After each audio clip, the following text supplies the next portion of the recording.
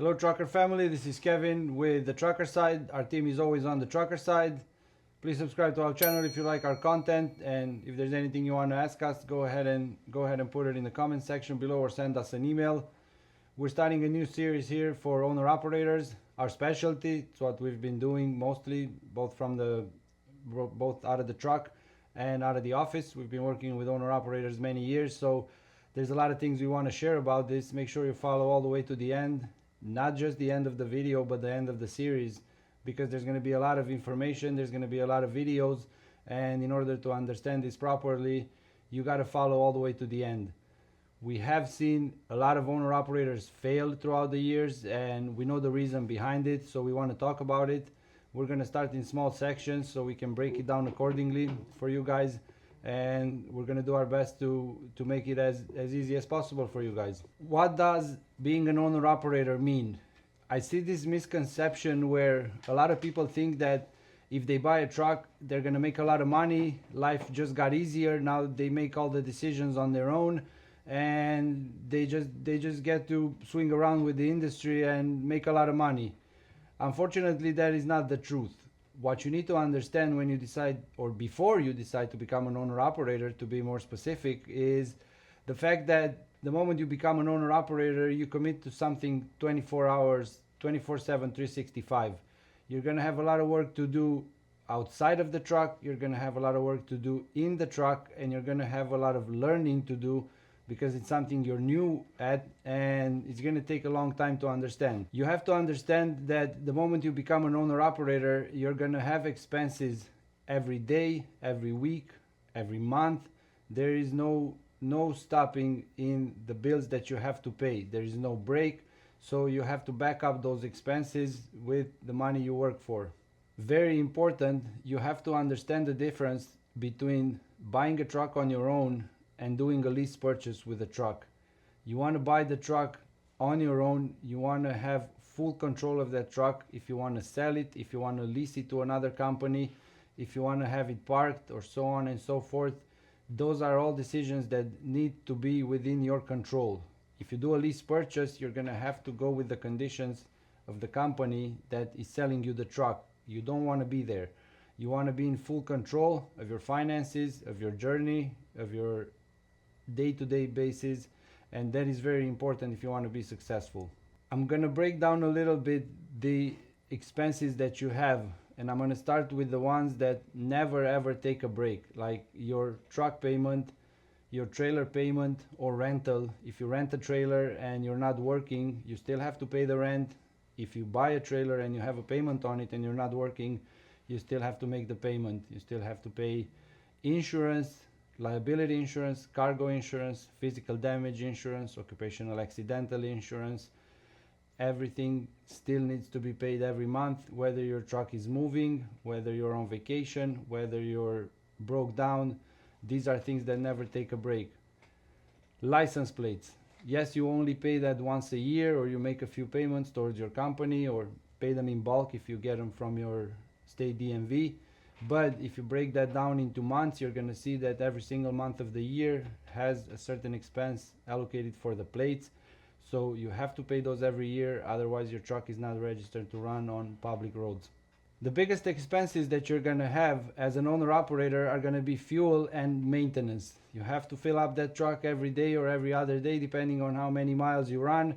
Fuel is not always cheap. You have to be sure that you have the money to sustain that. You have to be sure that you understand the dynamics of that. Some states are cheaper than others, so make sure that you do proper planning when it comes to it, both to fuel and maintenance. These are ruthless, and the more you run, the more you have to take care of them. They never take a break. Even if you say have a week or a month or 3 months where your truck doesn't break down, do account for that and understand the fact that if it didn't break down for 3 months, it's still going to break down. It might break down two times in a row, 3 times in a row, or you might be in the shop for 2 weeks. So expect those things to come, and do not consider that you put the truck in good condition and now it's going to run forever. It will not, and you got to be aware of this. While you're out driving and moving and hauling loads, you're going to have expenses that build up on a daily basis, cost of scales, I do recommend everybody scale every load, unless it's 5 or 10,000 pounds. Those ones it's okay to not scale. Anything over 25 or 30,000 pounds, make sure you get it on the scale and it's properly adjusted. The last thing you want is hanging out with the guys at the weigh station, with the DOT people, listening to them telling you and giving you a ticket because of the fact that your load was not scaled properly. So be aware of that. Scales, parking fees, toll roads, truck washes, stuff like that will build up on a regular basis. So make sure you account for those, because they are going to amount to a good chunk of money that go out of your income, and you have to be able to cover all of that as an owner operator. Otherwise you're going to be falling into debt, and that's the last place you want to be in. Another common mistake that we see with owner operators, they don't think things through. They don't look at the big picture. If they talk to a company and the company tells them that they get a free trailer, they set it in their mind that the trailer is free, but then they don't look at the higher percentage that the company charges, or a higher insurance that the company might charge, or possibly, and this does happen a lot, money that the companies skim from the top of the loads, which is a very common practice in the trucking industry, and you have to be very aware of. So when you gather your information about working with a company or not, make sure you look at the overall picture, not just a part of it. I know it might sound tempting getting a free trailer, but do believe me, trailers are not free. There is no place on earth where somebody goes and gets free trailers. So as long as somebody needs to pay for it, you're gonna have to pay for it as well, one way or another. And do not be naive, you will pay for it one way or another. So you got to make sure you understand this aspect. Every single deduction that a company says that they're gonna have, or any deduction that's on your settlement and you didn't know about, you have to make sure you understand every dollar, every cent, and account them properly.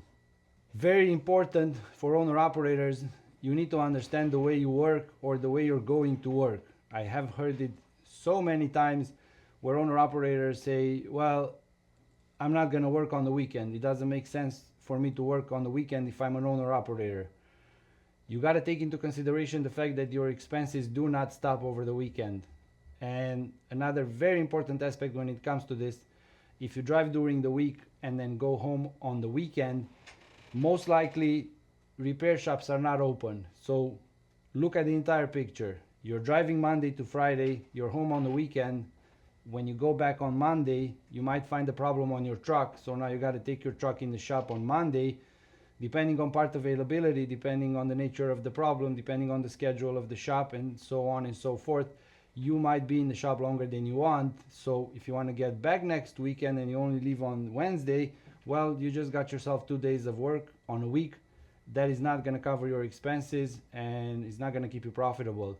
So make sure you understand this. I'm not saying by any means that there are no owner operators out there working Monday to Friday, but I will tell you, these are seasoned people. They have been through good and bad. They understand their finances. They know their mechanic. They know their loads. They know their company. They know their situation, which is exactly what we're trying to talk about. Basically the point we're trying to make over here. Do not jump into this type of work right away when you buy a truck, because you will not be on the safe side. You will be constantly on the edge, and then the only difference between you being an owner operator or not is one repair. And trust me, I have seen more people than I wanted to that went out of business because of one repair. Do not put yourself in that position. You can do better. To draw a conclusion to this, you have to be very, very conscious and understand very, very well your numbers, your schedule, the dynamics of the business. The business aspect of being an owner operator, it's not like I got my own truck, now I run my own things. I don't care what anybody tells me. I just want to go here, I don't want to go there, or I want to be out this many days. If you run a business, look at the business first. Look at the number part of the business, and if numbers don't work in your favor, make them work in your favor. Work on your schedule, work on your maintenance, do things differently, approach your company differently if they don't keep you busy the way you want to run. And if all these aspects are not on the table for you, if you don't have somebody that's being reasonable with you while you're working, then I would count that as a red flag and reconsider my position. We'll be back with more videos. Again, this is a very long subject, so we're going to try to keep it short and strategic so everybody can understand what we're talking about. We're always on the trucker side, we're always on your side. Thanks for watching the video. Hit the subscribe button if you like it, share it so other drivers can see, and have a good day.